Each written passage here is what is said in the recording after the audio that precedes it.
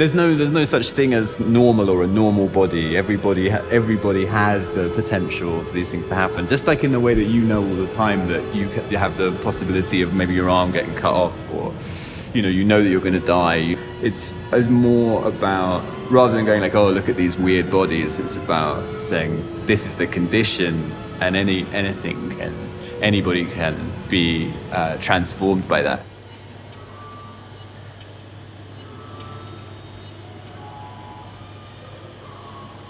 I'm Charlie Fox, and I'm a writer and artist, and I curated a film program to go alongside this magnificent exhibition.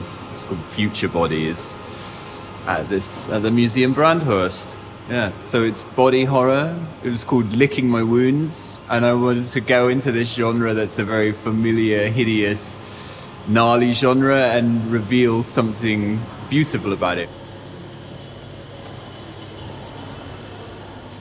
Like in the way that genre functions in the same way as having these rules, in the same way as like you think of the body being one arm, one leg, and that creates a coherent body. Mm-hmm. Genre like works in the same way as a very specific kind of framework, and the interesting thing to do with that is to push it, stretch it, deform it. Mm-hmm. Because I think the key thing about the stuff that I was showing The Cell, showing Trouble Every Day, showing Dead Ringers, I think that like in a way, yeah, all those films are about sensuality and different ways of relating to the body and romance and allowing to acknowledge what the body what can really happen to the body, the vulnerability of the body, and also that maybe like erotic taste or sensuality is not just a prescribed one-dimensional thing.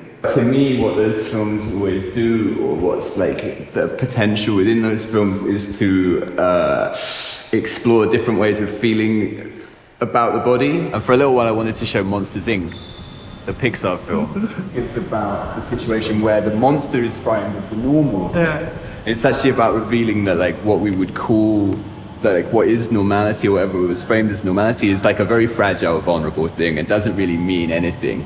And everybody who's watching this and everybody who's come to this exhibition, all of the people have something wrong with their body, secretly, somewhere. Or, that's all in there. So I think like Monsters, Inc. is a really beautiful allegory for also the idea of being terrified of something, and then when you get closer to it, it's actually beautiful or instructive or transformative and alters your sense of who you are and opens things out, which can only be a good thing, but it can also be a traumatic and scary thing, but ultimately it's very fruitful. Wow.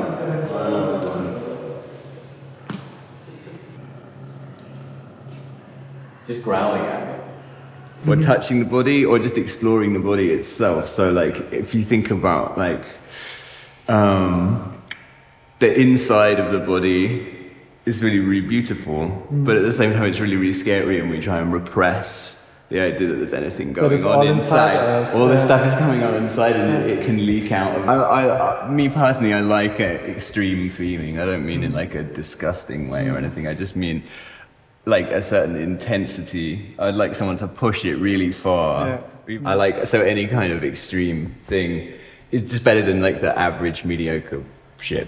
You know what I mean? As long as I'm not bored, I'm happy. Yeah, it's very gentle. Yeah. Very like, it makes me think about Terminator again. I like that the bird is like really like naturalistic and organic. And then you have this robotic. Yeah, this robotic. Like, it's like a little ballet. Yeah. When you go with like a coin. Yeah. You know that? Yeah, like a little magic trick. Yeah, no, it's like a little fable about the robot that fell in love with the bird. Just exploring the imagination. I don't even really want to call it horror sometimes. Do you know what I mean? It's just allowing, going deep, going down the rabbit hole, going into like what the imagination can do, and the chaos of the imagination, and all of the stuff. I mean, with a lot of body horror, I mean, I guess there's a psychedelic aspect to it.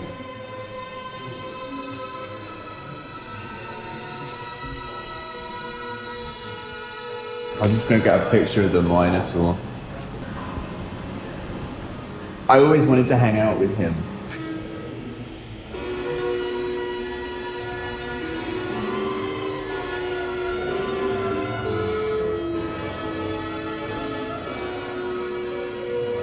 all technology obviously is like an extension of the body.